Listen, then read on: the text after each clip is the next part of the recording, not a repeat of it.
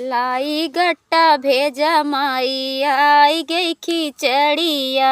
लाई गट्टा भेजा माई आई गई खिचड़िया।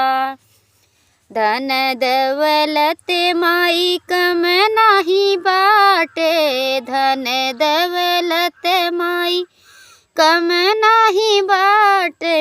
याद आवै माई तोहरे हाथवा के ढूंढिया। याद आवै माई तोहरे हाथवा के ढूंढिया। लाई गट्टा भेजा माई आई गई खिचड़िया। लाई गट्टा भेजा माई आई गई खिचड़िया। तोहरे खातिर चुन चुन बान्हई के गठरिया। तोहरे खातिर चुन चुन बान्हई के गठरिया। लाई गट्टा भेजा माई आई गई खिचड़िया। लाई गट्टा भेजा माई आई गई खिचड़िया। चुनरी पियरी हमरे काम नाही बाटे। चुनरी और पियरी हमरे काम नाही बाटे। याद आवै माई तोहरे हाथे क पियरिया। याद आवै माई तोहरे हाथे क चुनरिया। लाई गट्टा भेजा माई आई गई खिचड़िया। लाई गट्टा भेजा माई आई गई खिचड़िया। रहिया जे जो हई हमरे आँख के पुतरिया। रहिया जे जो हई हमरे आँख के पुतरिया। लाई गट्टा भेजा माई आई गई खिचड़िया। लाई गट्टा भेजा माई आई गई खिचड़िया। धन दौलत हमरे कम नाही बाटे। नौरे दौलत हमरे कम नाही बाटे।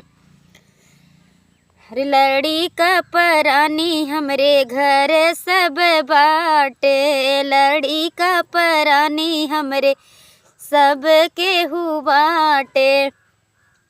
भैया भतीजा हमरे भेजा तू दुआरिया। भैया भतीजा हमरे भेजा तू दुआरिया। लाई गट्टा भेजा माई आई गई खिचड़िया।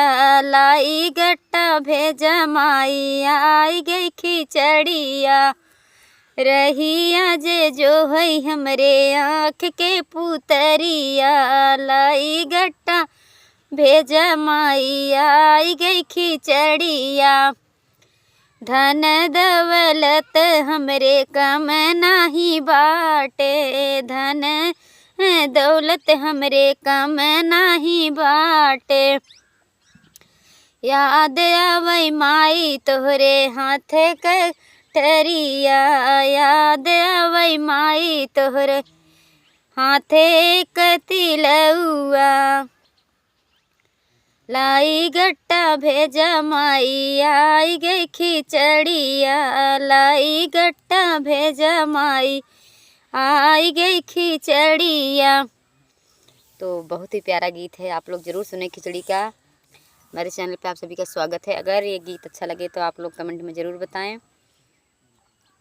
और किसी के पास कोई चीज़ कमी नहीं रहती है, पर ये अपना अपना भाई बहन का, माँ बाप का प्यार है जो ये त्यौहार के माध्यम से मनाया जाता है। और हमारा गीत अच्छा लगे तो आप लोग ज़रूर से ज़रूर सब्सक्राइब करें और वीडियो को लाइक करें। अगर फेसबुक पे देखते हैं तो फॉलो करें और हमारी वीडियो को शेयर करें ज़्यादा से ज़्यादा और सपोर्ट करें। फूल है।